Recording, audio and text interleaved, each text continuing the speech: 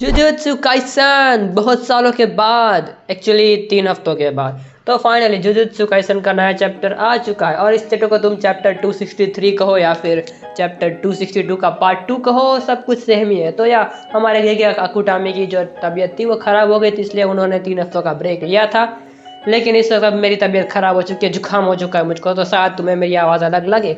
लेकिन आज के चैप्टर में दोबारा बहुत ही ज़्यादा मज़ा आने वाला है, क्योंकि चैप्टर 262 के एंड में सुकुना और यूटा दोनों आमने सामने आ चुके थे। और हाँ, यूटा गोजो की बॉडी में है, तो वो दोनों अपना डोमेन ओपन करते हैं। उन दोनों का डोमेन बहुत ही अच्छी तरीके से क्लैश होता है और वहीं से सीधा शुरू होता है चैप्टर 263।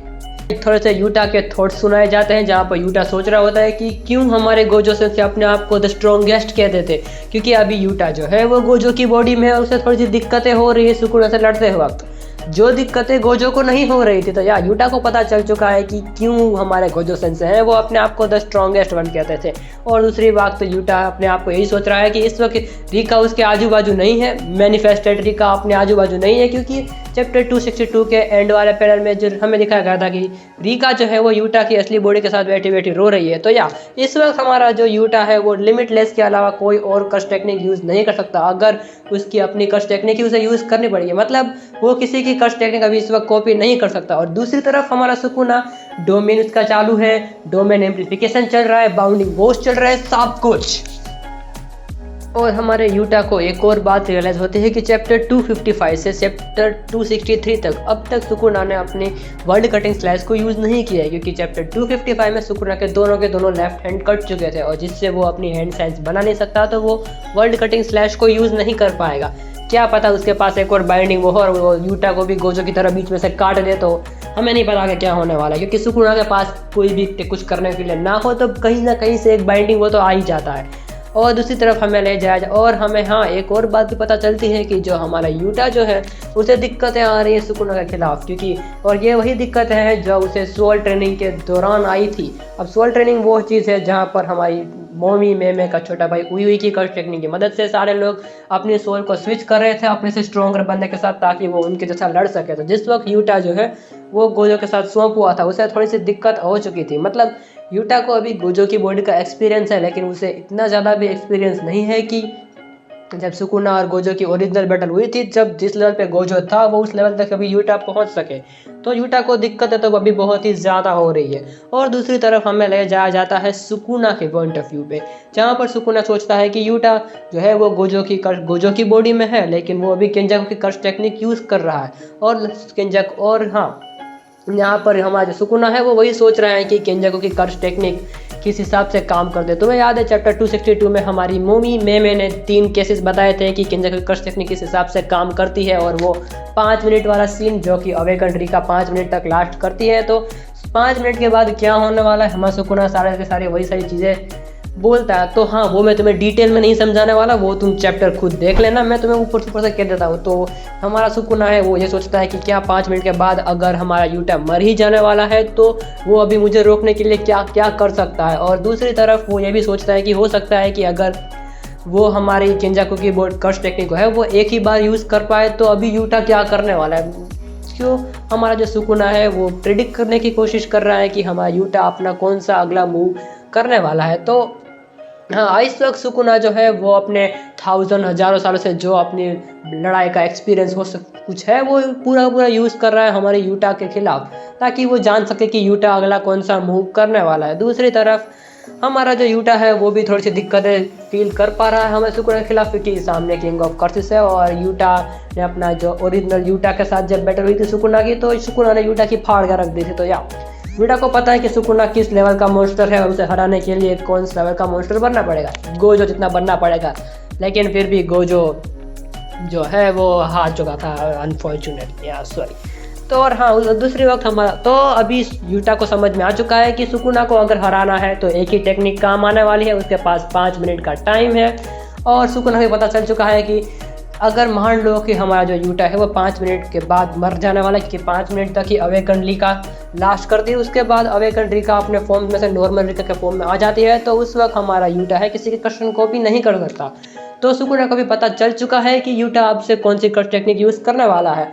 एक ही टेक्निक है जो सुकुना को रोक सकती है, और वो सबसे स्ट्रॉन्गेस्ट टेक्निक होने वाली है हमारे गोजो की, क्योंकि इस वक्त यूटा जो है वो गोजो की बॉडी में। और वो टेक्निक क्या है, ब्लू और रेड को मिक्स करके एक होलो पर्पल बनाना। और ये होलो पर्पल इतना ज़्यादा ताकतवर है कि ओरिजिनल फाइट में जब हमारे गोजो ने 1v3 करने के लिए जब उसने होलो पर्पल मारा था और उसने मोहरागा को वन शॉट कर दिया था और सुकुना के कुछ ऐसी हालत कर दी थी भाई, सुकुना के भी फट के हाथ में आ चुकी थी। तो सुकुना को पता चल चुका है कि अगर ये होलो पर्पल यूज़ करेगा तो मुझे उसे हर हाल में रोकना है, वरना मेरे तो एल लगने वाले हैं, बहुत बुरे लगने वाले हैं।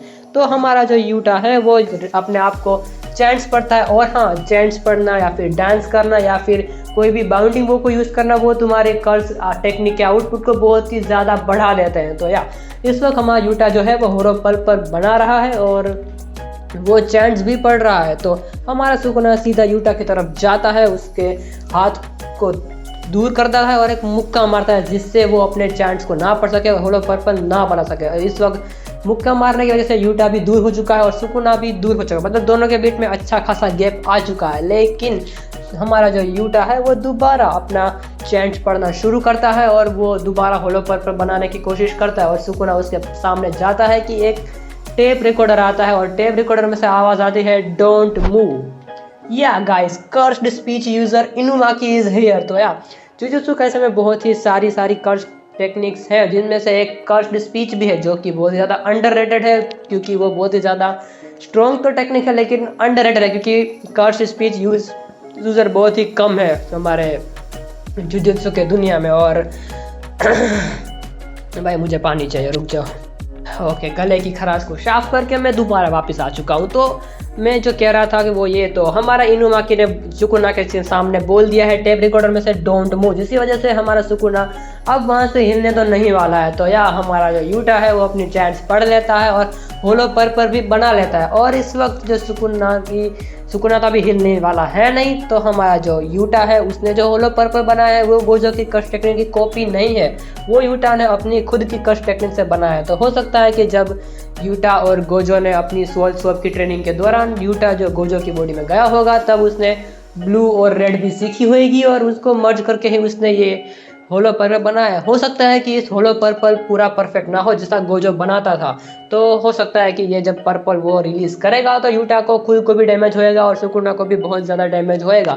तो इस वक्त हमारे यूटा ने होलो पर्पल बना दिया है, सामने सुकुना है, तो कुछ तो आगे चैप्टर में होने वाला है। एंड चैप्टर यहीं पर खत्म हो जाता है, दोबारा हमें क्लिफ हैंगर के ऊपर लटका दिया गया है। And no break next week. तो या अगले वीडियो ये जगह के ऊपर करीब 11 तारीख को आएगा, जब इसका नया चैप्टर आएगा, चैप्टर 264 या फिर ओरिजिनल चैप्टर 263, क्योंकि ये चैप्टर 263 कुछ लोग कह रहे हैं कि ये चैप्टर 262 का पार्ट 2 है। सो कुछ तो होगा आगे, देखा जाएगा।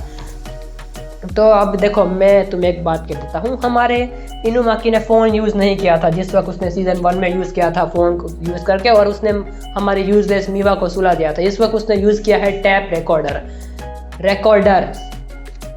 माइक रिकॉर्डर या फिर टैप रिकॉर्डर, जो भी बोलो, उसमें आवाज़ें रिकॉर्ड होती है। तो हो गया ना सुकुना को मारने का तरीका, जब भी सुकुना हिले दोबारा उसका प्ले कर दो, जब भी सुकुना हिले दोबारा प्ले कर दो, डोंट मूव होता रहेगा, सुकुना हिल नहीं पाएगा और होलो पर्पल मारते जाओ, क्या फ़र्क पड़ता है, सुकुना को 2 मिनट में मार दिया जाएगा। ऐसा नहीं होना चाहिए, ठीक है गे कुटा में मैं पहले भी कह दे रहा हूँ, ऐसा नहीं होना चाहिए। अगर सुकुना एक ही होलो पर्पल में मर गया, मुझे तो नहीं लगता कि सुकुना एक ही होलो पर्पल में मर जाएगा, लेकिन उसे अच्छा खासा डैमेज होने वाला है। बाकी गाइस, तुम्हें क्या लगता है इस चैप्टर के बारे में कमेंट करना। वीडियो अच्छी लगी हो तो वीडियो को लाइक करो, चैनल पर नए हो बेशक सब्सक्राइब करो, क्योंकि वाटर ऑफ का पार्ट 2 बस जल्द ही आने वाला है। मैंने उसकी एडिटिंग आधी खत्म कर दी है, आधी ही बाकी है। तो यार मिलता हूँ मैं तुम्हें अगली वीडियो में। Till then thanks for watching.